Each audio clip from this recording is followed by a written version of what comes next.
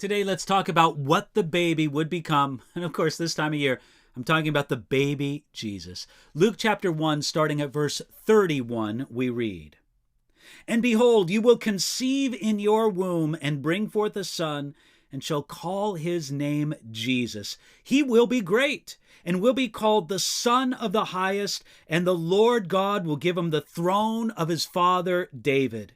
And he will reign over the house of Jacob forever, and of his kingdom there will be no end."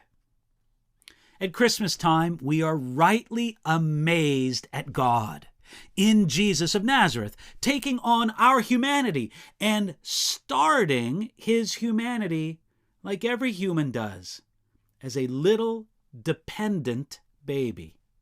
Yet that beautiful baby did not stay a baby. He grew up to become exactly what the angel Gabriel told Mary he would become in Luke chapter 1. The focus of the angel's announcement to Mary wasn't Mary herself, but on a son to be named Jesus, which was a common name at that time. Gabriel went on to unmistakably identify this son, this child, as the Messiah predicted by the Old Testament. He's the Messiah because he will be great. Has anybody influenced history more than Jesus Christ? In his days walking this earth, he never ruled a nation, he never commanded an army, he never established a family dynasty, he was never materially rich, he never had more than a few moments of popularity, and in the end, everyone turned against him, and virtually all of his friends forsook him. Yet at this moment and throughout the centuries, literally millions of people would gladly die for him.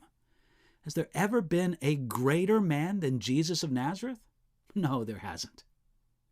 But then again, he will be called the Son of the Highest.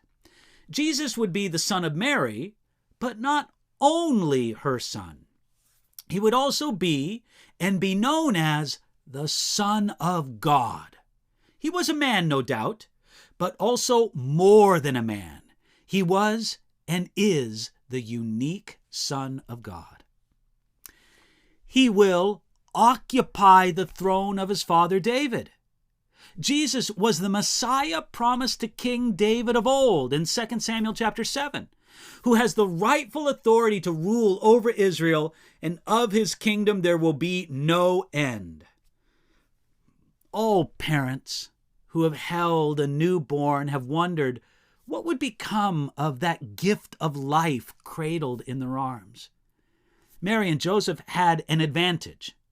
An express word from God, delivered by an angel, to answer that question, and it all was demonstrated to be gloriously true.